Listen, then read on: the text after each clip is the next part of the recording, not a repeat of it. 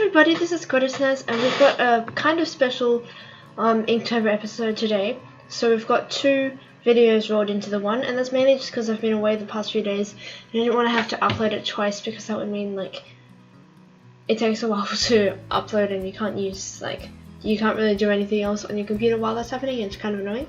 So just kind of put two videos together. So we're doing days 13 and 14, and the themes were Teeming and Fierce.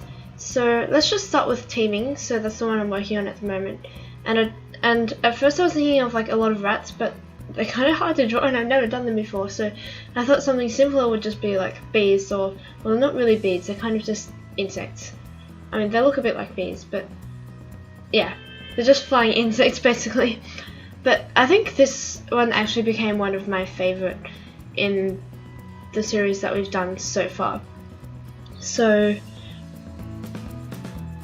I just kind of did like a swarm of bees. I started with 3 like reasonably large ones in the front focal point, and then I just kind of added like smaller ones. But like I liked the composition because I kept using 3s, and I just found this tip from, I can't even remember where I found it from actually.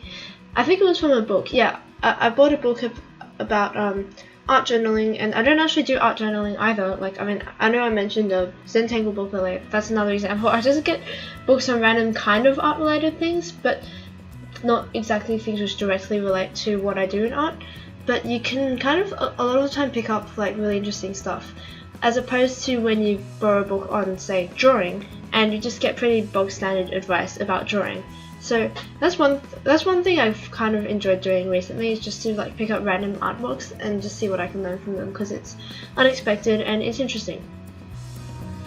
So back to this, basically the tip I found was that if you arrange things in 3s, it creates triangles, which are apparently like a really dynamic shape for the eye to follow. So I started with 3 large ones in a triangle formation, and then I had 3 kind of small and medium shaped ones also in a triangle, and the triangle they kind of complement each other, because like it's like they layer over each other. And then I mean, this really small ones I kind of didn't really focus too much on triangles. I did a little bit, but they basically just look like dots anyway. Okay, my laptop just made a sound. That's interesting. And yeah, so I just after I did the pencil stuff, the pencil took a fair bit of time in this one actually, but that's okay. I did erase it afterwards. I just proceeded to outline everything with 0.1 marker, and I added in some patterns and some details. And like, they are supposed to be robotic bees, but I think they look a bit more futuristic than the usual steampunk thing, which is kind of interesting. And then I just did a solid outline around the 3 big ones in a 0.3, which I think really helped them stand out.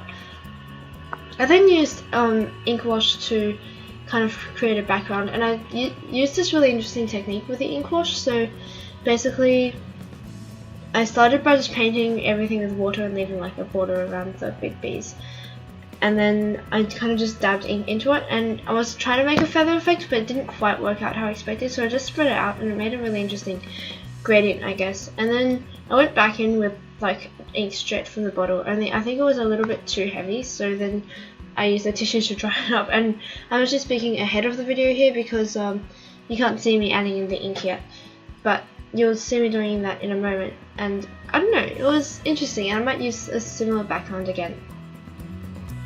So I'm pretty happy with the way I found this idea. I mean, like, Teeming was another prompt which I was kind of a little bit stuck on, because it's just not something which you hear often.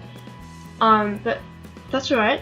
It did turn out really well, and that's the good thing about these sort of prompts, because I found that a couple of the prompts which seem kind of tricky, I guess, to like think of, have actually turned out really well. So some of those, maybe like poison, I didn't come up with that idea like immediately, but it turned out to be one of the best ones. And then long was such a weird prompt. I was stuck on that for days, but then I managed to make something nice-ish out of that. And then this one as well. So that's something I've sort of learned about my art practice, and you can see me adding in the blobs now, and it was actually really fun to do, because it looks I was about to say it looks blobby, but that's kind of not really part of the English language, but there you go, it looks blobby. Okay, so we're almost finished the teaming one, and as I've already mentioned several times, I think this was one of my favorite ones from the whole thing. And just going to take a moment to just say that I'm thinking of maybe making a zine out of all these, but probably not all of them. Like, I might not include some of the ones which weren't really badly gigantic. If you saw the last video, yeah, it kind of didn't work too well. But I'll definitely include like the ones which worked and that I'm personally proud of. It's just, I mean, I know like it's not really a true reflection of my entire process. It's just, if I'm gonna be like making a product, I want it to be something which I'm really proud of. And we're almost finished teaming here, and you can see me drying up the ink with a tissue, and it just creates, it just makes it look more subtle. I thought this one should be subtle rather than striking. So that's teaming done, and the next prompt is going to be fierce, and this is the one which is officially the end of the second week of Inktober, so we're doing pretty well so far. I mean, like, some of my favorite artists who do art professionally and have all day to do this have already dropped out, and I've got like school, and I went on school camp a couple of days ago, so I was doing stuff all day, and I've still managed to get my stuff done. So I'm proud of myself. I'm proud of my motivation, I guess. Fierce, yeah, I was a bit more stuck on the idea, but I did a quick Google search for fierce, and it was mostly like tigers and lions, so I thought that would be a good idea. The first thing I came up with was actually this little girl wearing like a tiger mask, but then I remembered that and it kind of does fit the theme, but I still wanted to do like steampunk stuff because that was the theme I set for myself.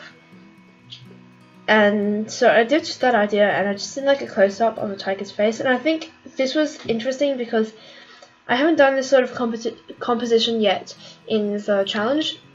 Like, I normally just do one element and I fill up the background with like a wash of like grey or something, but this one, like, the central image was also the background, so it kind of dissolved in, and it was a really interesting take on it. I didn't like it as much as some of the other ones, just because I didn't detail it that much, but the idea was good, and I liked the composition. It was very symmetrical, even though it was kind of hard to get everything even on both sides. I don't think it's that noticeable. Also, the other funny thing which I found, the other thing which I found pretty funny is it looks like the tiger's wearing like a nose ring, because I put a gear like on its nose just because I was trying to do the triangle thing again, but then I realized that the eyes and the nose already create a triangle, so it kind of just made this weird like four-sided irregular shape, I guess. But that's interesting. And then the stripes, afterwards I in the beginning I sort of just filled them in with pen in kind of zigzag way. It was a bit rough just because I wasn't really bothered. But then afterwards I took one of my brush pens and I just outlined it, and I think it made it look really striking, which is kind of interesting. And I did the eyes kind of interesting as well, so like I shaded in the pupil, but I thought it still looked a bit bare, especially because I wanted to have a highlight, and you can't have a highlight on white because there's no point having a highlight. So I kind of just did circles around it, and it looks a bit hypnotized, and I'm not sure how I feel about it. It's like, it's interesting, but then again it doesn't look fierce anymore. But yeah, it kind of creeps me out a little bit, I guess. But so tomorrow's prompt is going to be mysterious, and I haven't thought of what I'm going to do yet, so I will see you in the next video. And there may not be a video on Monday and Tuesday for day 16 and 17 just because I know I'm going to be busy, but we'll see. Anyway, that's about all I've got to say. Thank you for watching. If you liked it, please comment and give feedback if you want to. I really love reading your comments. And if you like my videos, make sure to subscribe. If you want to support me, you can do that on my Patreon, and I am currently in dire need of supporters, so check that out. Thanks very much for watching, and I'll see you tomorrow.